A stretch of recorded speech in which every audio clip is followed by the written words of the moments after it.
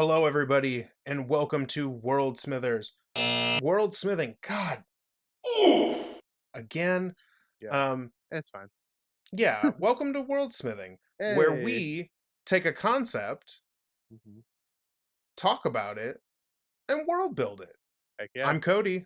And I'm Joe. Yeah, Hey, Cody, how have you been, sir? I have been well. How have you been? I've been all right. Have you been getting up to anything fun and new and nerdy as of Yeah, late? it's kind of a like a I'm happy but also upset about it for other Oh, reasons, but so Ghost of Tsushima came out okay. last week, which kind of dates the episode, but whatever. And I was going to stream it Friday, Saturday, and maybe even Sunday. However, my internet, for some reason, will not cooperate with me when new games come out. That's And so weird. yeah, it's like it knows that I'm downloading a game, and it's like, you know what, your upload's going to be trash for like the next remaining couple of weeks. So I have been working with my internet provider um for a bit now because I'm not getting the upload speeds that I should be getting. I'm not going to name names yet because they're doing a fairly good job. So, maybe down the road I'll shit talk or praise them for how they handle this, but long story short, I've been playing that on the off time, and maybe someday I will stream it when streaming can be a thing that I do. Huh. It looks Yeah. like it's an interesting game. Um, Oh, it's super fun. yeah.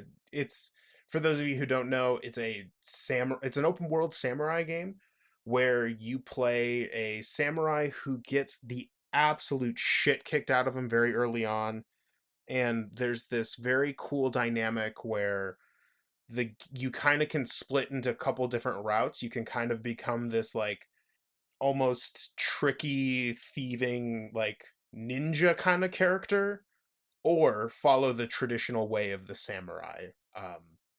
The combat is kind of this cool mix of like Neo and Sekiro. It's kind of got some Souls like elements to it, but it's not like super hard, or at least on the difficulty that I'm playing on, which I believe is medium. Um, but it's so much fun. Game's gorgeous. I am honestly always surprised at how beautiful a game looks on the PS4, considering literally this year they're coming out with a new console. Like it's a gorgeous game. Um, and from my personal experience so far, it's worth picking up. Okay. Is this the one What? that was made by the Souls guys? No, Sucker Punch are the guys who made this. What was the one with from the Souls guys? Didn't they just do Um, a ninja samurai game, or am I going crazy? yeah, I think Sekiro was a who I and this just goes to show how familiar I am with the Souls-like games. Yeah. So Sekiro Shadows Die Twice is from the people who made Dark Souls, Demon Souls, Bloodborne. And that is a very similar theme, Okay. but Sekiro kind of, at least from what I've seen and what I've like watched, kind of leans into the mysticism a little more, Okay. Fair enough. whereas Ghost of Tsushima kind of like there are some It, mystical elements to it, but it but never it's gets too wild, I got it. guess. It's more of like a Yeah. history game, Kinda, yeah. as it And there's were. actually my favorite thing. I don't do it enough, but I want to. Like, I kind of want to do a playthrough of it and maybe stream it or record it.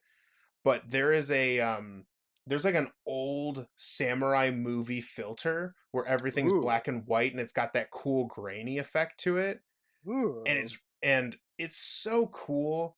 And there's like a lot of neat mechanics. Like there's like a standoff mode where like you go up and there's kind of this like almost standoff where both of you kind of look at each other, and then like you press a button and you can basically one shot the dude if you time it right, and it's really cool.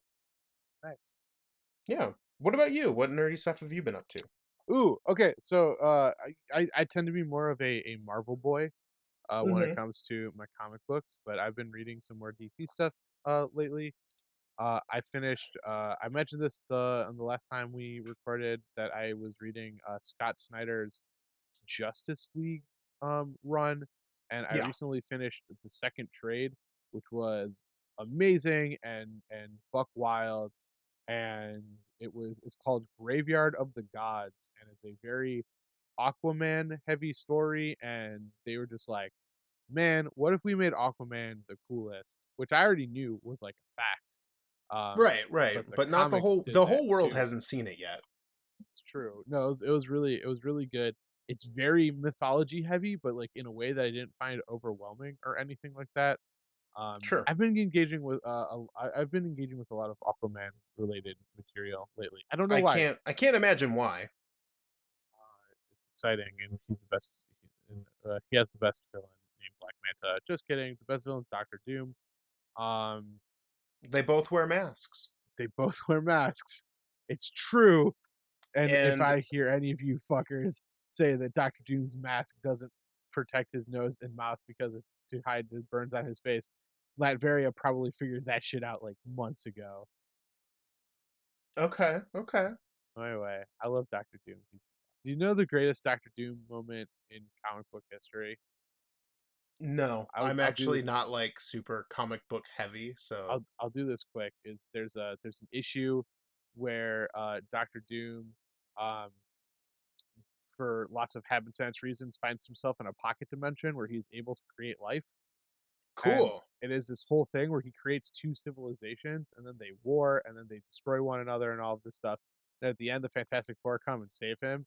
And Valyria, Reed and Sue's daughter, is like, "So what were you up to, Uncle Doom?" Because she calls him Uncle Doom. He's like, "I was a god, Valyria. I found it beneath me." And that's how the issue ends. And it's the greatest. It's the Wow. greatest Doctor Doom moment. And Holy shit. He got to like play God and he's like, "Man, I'm tired of this shit." the thing with Holy fuck. the beautiful thing about Doctor Doom, I think, is that it's like he is one of those rare characters where like even if you're writing him bad, he is still good. Okay. Like Doom at his worst is still inherently pretty good. And then when you find a person who's like really like making Doctor Doom sing, ooh, that's some special stuff right there. Okay. Uh Okay. but anyway, so we got a table of excited players sitting Yeah.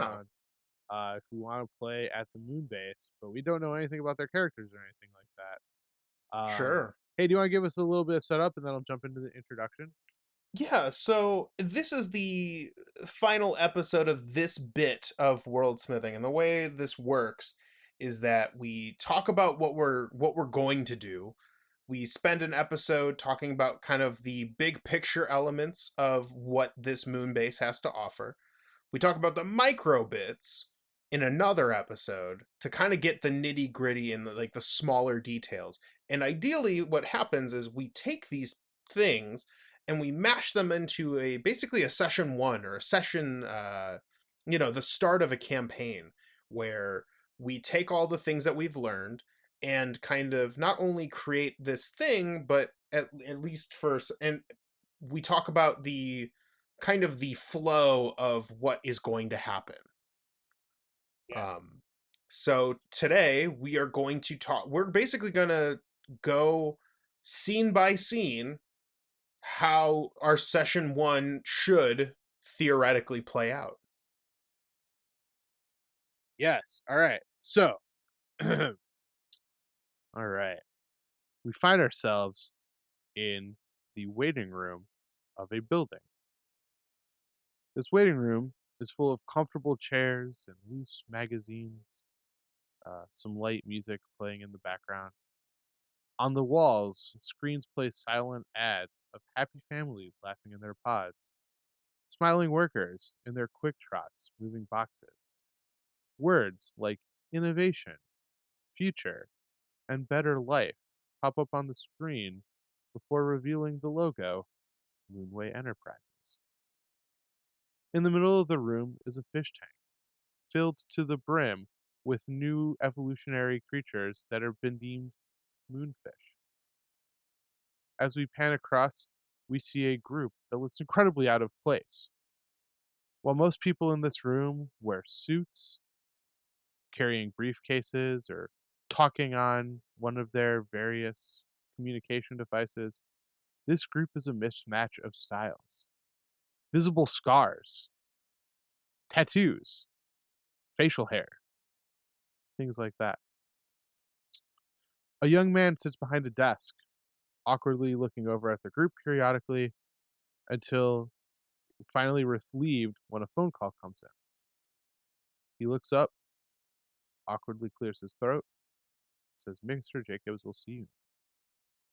The group steps onto the elevator, listening to the music as they awkwardly ride in silence to the 57th floor. The hallway is pure white with harsh fluorescent bulbs. Jacob stands outside of his office, looking a little annoyed, and quickly beckons them in.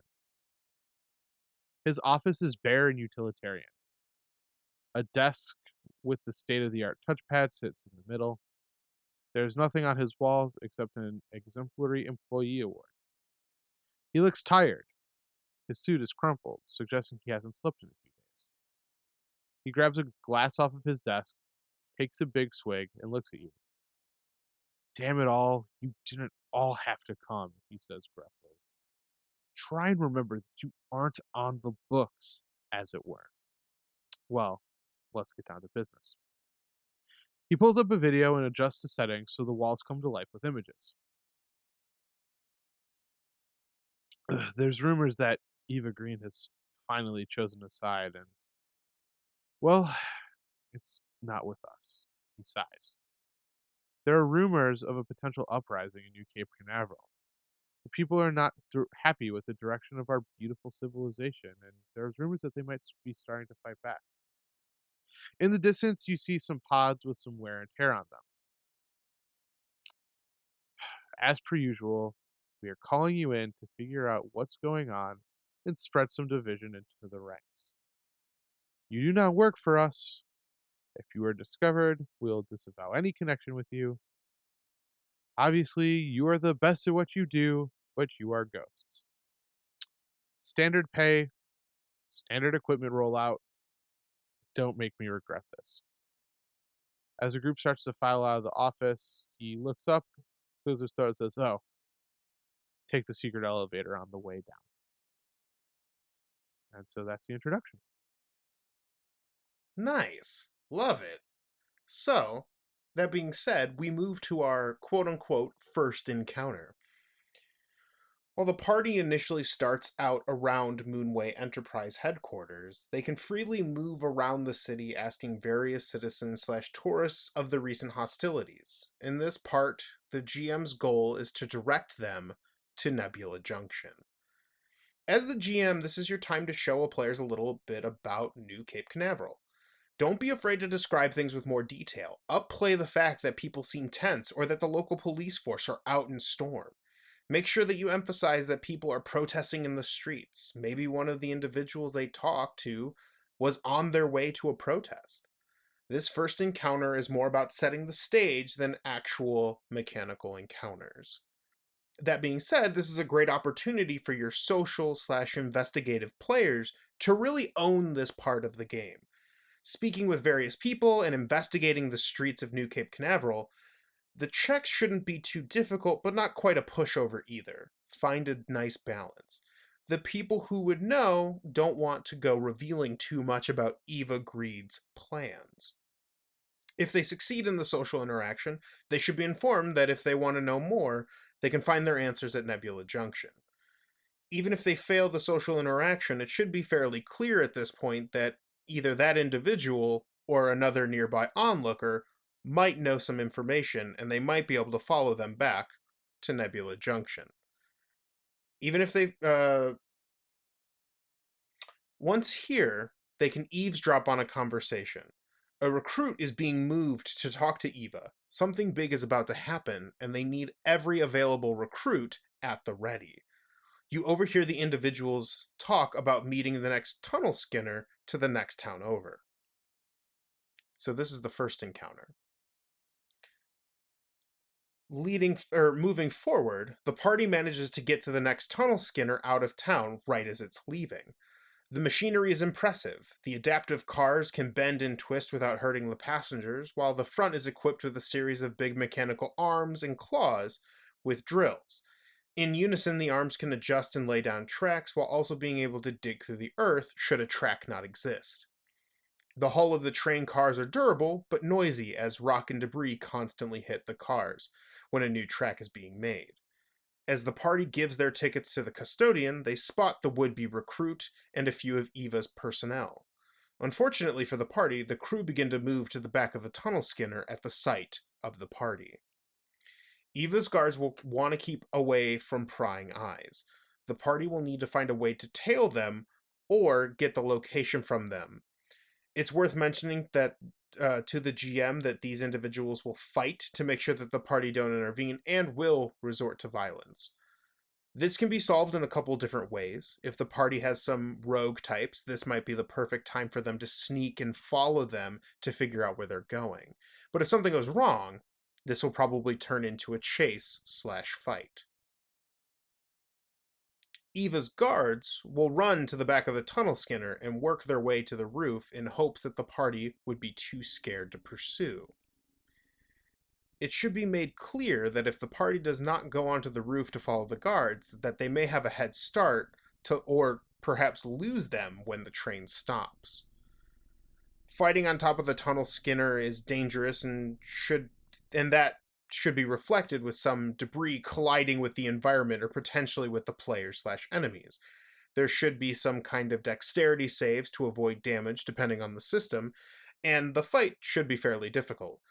The thugs should continue to try and flee from the party, but when absolutely necessary, fight off the players should escape not be a viable option.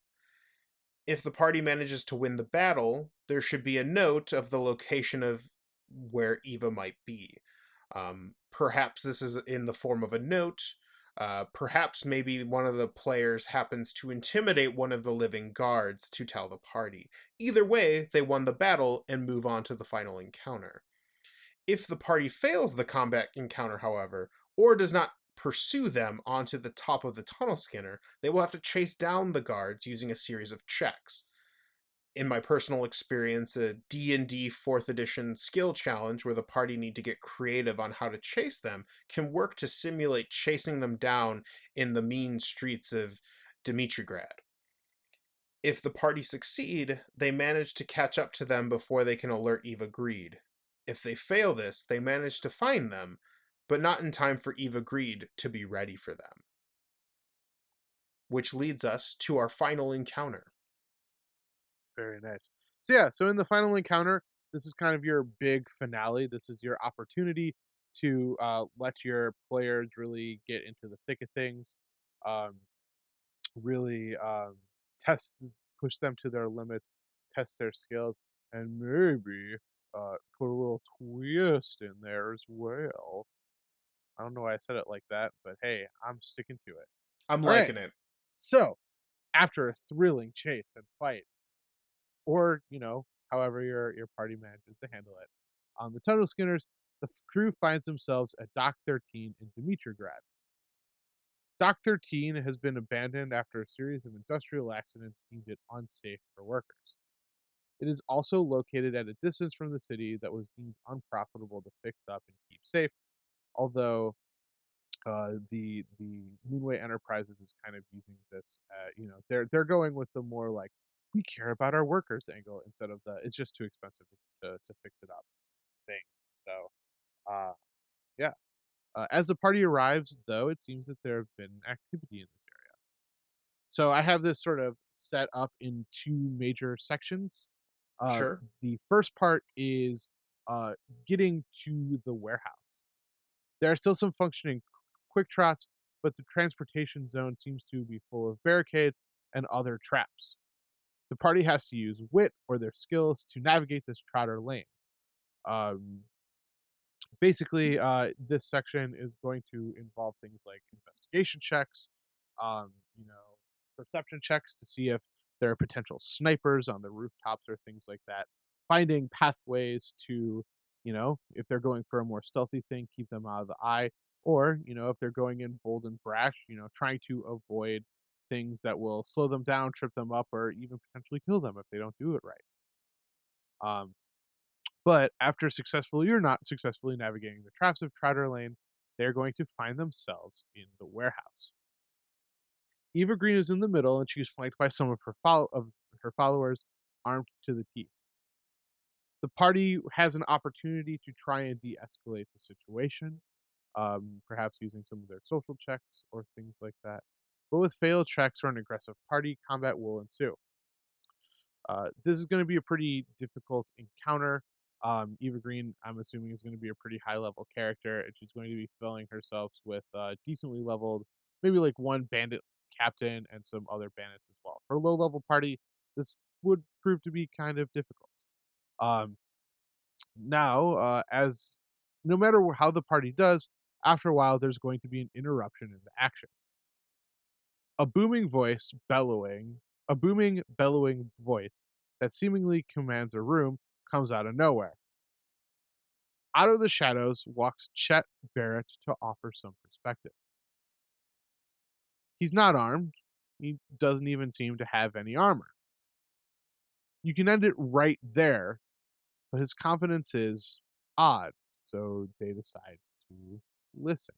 Or perhaps not. Perhaps, you just end it right there and it's a one shot, or you go back to Jacobs, you get your reward, and you're called in a couple of weeks. But if the group decides to sit and stay and listen, perhaps the promise of a better future is possible. Moonway doesn't want that. They want to exploit and cause pain to those who are the most vulnerable. But if you go with Chet Barrett, maybe they'll work to build a better future. So as a party, what do you choose? Um, so in that final encounter, I really wanted. That's sort of like when if you have listened to our Lore Masters episode, I don't know when that's supposed to come out in the line or things like that. I feel like this is one of those moments where this is where some action reaction kind of comes into play, where I set it up in such a way that the party is given a pretty significant choice that will kind of change the dynamics of what this campaign is going to be like. For our Fantasy Egypt sort of mini series, I think we were kind of clear who the good guys and who the bad guys were in that. In this case, I kind of envisioned the party as starting initially as a mercenary band, hired by Jacobs, but there's a choice here. They can, keep doing their jobs the way they see fit, or they can work with the person who has been declared to be an enemy. But when you really get to work with him and know him and things like that, perhaps he's not as bad as they're indicating. Um, so that's sort of, in this case, this is where the action reaction, the reaction is, you kind of just roll with whatever the party chooses to do, and then you kind of shape the rest of the campaign from there. In this case, the way I have it set up, there's no right or wrong answer. If they work with Barrett, then they, kind of go, um, it kind of changes the dynamic of things. What are your missions going to be now? What are your rule sets? Is your rule set going to be different now that you're working with Barrett and his little band of rebels, including Eva Green? Or, if you go back and you keep working for Moonways, what's that gonna look like? So I always think it's cool to end session one with like a big twist or a big choice. In this case, it's showing that maybe, hey, moving forward, the future isn't entirely clear, your destiny isn't entirely written. So there you have it. Yeah, that's great. Yeah, so hopefully, with our session one talk and like our encounters, we kind of cover. Basically, your session one should be kind of varied. There should be some, there should be encounters that kind of engage the potential for a varied party. It's not just going to be a band of typically it's not going to be a band of barbarians. You're going to have your socialites, you're going to have your people who are more interested in sneaking or walking around. You've got your combat players. So hopefully this gives a nice well-rounded thing, but also we used a lot of the things that we created to basically come up with a session one where you're really kind of opened up to, you've got Moonway Enterprise, which a lot of people are not super cool with, but like also they're not necessarily like going around like hunting children or anything like that. So you have a very, this session one leads to a very interesting choice that can be made that really changes like the whole thing. Cause like I imagine if you stick with Moonway Enterprise, like you're gonna do a lot of like SEAL Team 6 wet ops, like you're going in and like taking people out, or you're taking people out of certain positions, or you're doing a lot of like quote unquote illegal stuff. Like it's almost like your thieves guild campaign where Mhm. your boss is like the head of a big company. And if you go the route of Eva Greed and their resistance, you kind of have this cool story of fighting against the man and doing all this stuff. So yeah, I think I really like the twist at the end of this, that like there is a choice that the players can make, and that's along with the varied encounters of, you know, social investigating, some action scenes, and then a big climactic battle at the end. Like I think you got a good session one. Yeah, for sure. And obviously, these things might sound a little simplistic on their core, but one of the things we're not able to factor into this is what your players are going to be doing. 100%. Who knows? Maybe they kill Jacobs like first thing, and then suddenly you're in a whole world of hurt, and you have to really Yeah, start. that's true. There is room to things go horribly wrong. But hopefully with this kind of layout, and like kind of the objectives here, like encounter one, like if things go really weird, like you at least know like your goal is to get them to Nebula Junction.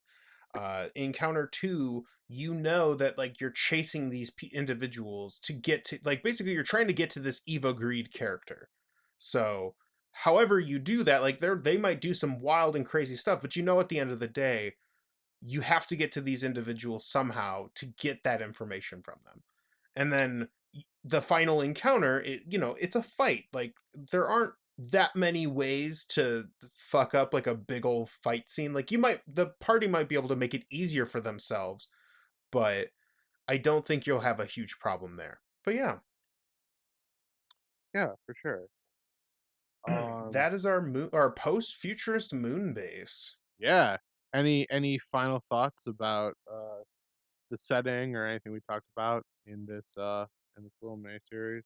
I would play this. I'm actually like the idea of being I actually so I do a lot of world building and stuff myself, and I usually kind of take the, the almost the, like, if I'm going to go like the quote unquote bad route, it's more of a Robin Hood style thing where like you're really the good guy even if you're doing something like illegal. But Mhm. I actually would be curious to see how a long-term campaign where you work for Moonway and you're basically stamping out the resistance would look like, and like what happens at the end, or like what's the big twist on that. Like eventually Blake Jacobs isn't going to want to keep you around anymore, so like how does that pan out, you know what I mean? Yeah, 100%. I think I'd play it too. This is one of those things where, uh, as a setting, I'd be curious.